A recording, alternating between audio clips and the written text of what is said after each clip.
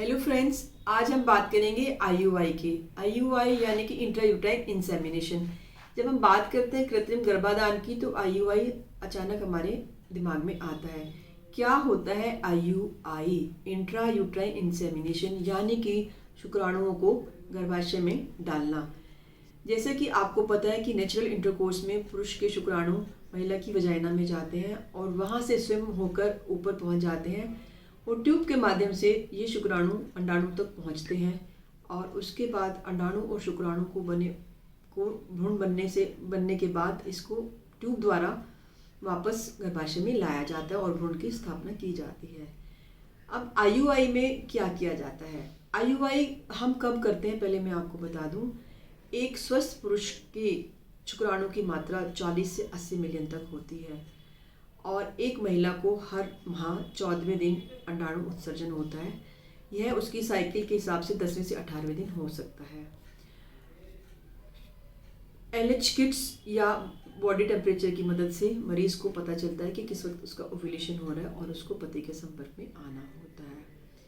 अब किसी कारण से यदि पुरुष के शुक्राणु कम हो जाते हैं, यदि पुरुष के शुक्राणु 20 मिलियन से कम हैं, तो उसे आईयूआई की आवश्यकता पड़ती है। पहले तो हम कारण जानने की कोशिश करते हैं कि शुक्राणु की मात्रा क्यों कम है और उसकी दवाई दी जाती है, लेकिन यदि लगातार शुक्राणु की मात्रा कम रहती है तो महिला को आईयूआई की सलाह दी जाती है।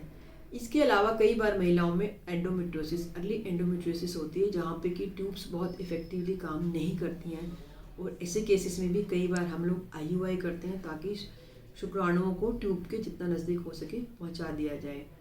इसके अलावा कई बार अनएक्सप्लेन इनफर्टिलिटी रहती है और नहीं पता चलता कारण क्या है और आईयूआई करने से गर्भधारण की संभावना बढ़ जाती है। इसके अलावा कई बार जब हम आईयूआई करते हैं हमने देखा है कि गर्भाशय का जो मुंह है, यदि हम देखें कि ये गर्भाशय ग्रीवा है और इसका ये मुंह है जहाँ से हम आईयूआई करते हैं, इस पर कई बार संकुचन हो जाता है और शुक्राणु ऊपर नहीं जा पाते और आईयूआई जब हम करते हैं हम इस रास्ते को थोड़ा खोल देते हैं और उससे शुक्राणुओं के लिए रास्ता खुल जाता है। तो ये कुछ चीज़ें हैं जिसमें आईयूआई किया जाता है। इसके अलावा कभी कभी कुछ पुरुषों में शुक्राणु निल होते हैं और उस अवस्था में डोनर आईयूआई यानी कि डोनर से स्पर्म लेकर उसे महिला के गर्भाशय में पहुंचाया जाता है। तो ये है आईयूआई के कारण। अब कैसे करते हैं आईयूआई? आईयूआई के लिए पुरुष के सभी टेस्ट किए जाते हैं। पहले एचबीएस, एचआईवी, शुक्राणु की मात्रा, स्पर्म कल्चर और उसके बाद शुक्राणु को हम स्पर्म को वॉश करते हैं, जिसे हम कहते हैं स्पर्म वॉश टेक्निक। 2 टेक्निक्स हमारे पास होती हैं, स्विम अप और डेंसिटी ग्रेडियंट। यदि शुक्राणु बहुत ही कम है तो हम डेंसिटी ग्रेडियंट मेथड का इस्तेमाल करते हैं। यदि शुक्राणु की मात्रा ठीक है तो हम स्विम अप टेक्निक करते हैं।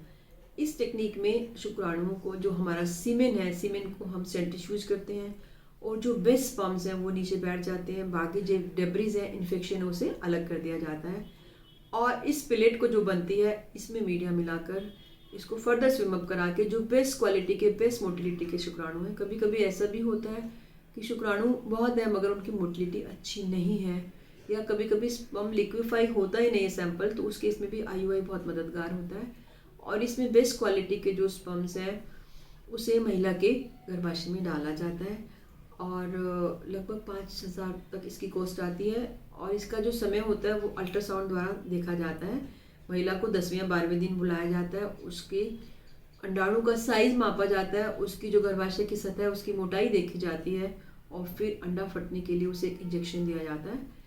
अक्सर जब हम लोग आईयूआई करते हैं तो महिला को अंडाणु बनाने के लिए भी दवाइयाँ दी जाती हैं, जो कि महीने के 3 से 5वें दिन शुरू की जाती हैं और उसके बाद महीने के 14वें, 15वें या 16वें दिन कभी भी अंडाणु के फटने पर, जो उसका फॉलिकल उसके फटने पर अंडाणु के उत्सर्जन पर आईयूआई किया जाता है और कुछ सपोर्टिंग दवाएं, प्रोजेस्टेरोन की मेडिसिन दी जाती हैं जिससे कि गर्भाशय में जो भ्रूण है वो स्थापित हो सके। तो ये था एक ब्रीफ इंट्रोडक्शन आईयूआई के बारे में। कभी कभी ऐसा भी होता है कि हमने नॉर्मल, जो आपने पहले वीडियो देखे हैं, कि हमने सारी जांच कर ली है, उपचार कर लिया है और उसके बाद आईयूआई भी कर लिया है, लेकिन महिला गर्भधारण नहीं कर पाती या उसकी ट्यूब्स ब्लॉक है या शुक्राणु की मात्रा बहुत ही कम है, समझो कि 2 मिलियन से भी कम है, तो हमें आईवीएफ यानी कि इन विट्रो फर्टिलाइजेशन या ICSI दैट इज इंट्रासाइटोप्लाज्मिक जो हमारा इंजेक्शन है वो हमें करना पड़ता है, इंट्रासाइटोप्लाज्मिक स्पर्म इंजेक्शन, जिसमें कि स्पर्म को हम इंजेक्ट करते हैं एग के अंदर, उन दोनों को दिया जाता है। IVF और ICSI के बारे में हम आपको अपने अगले वीडियो में बताएंगे। उसके पहले आप हमारे साथ बने रहें, और यदि कोई भी आपकी प्रश्न हो और आपकी कोई भी शंका हो तो कृपया कमेंट बॉक्स में डालें, हम आपको रिप्लाई करेंगे। धन्यवाद।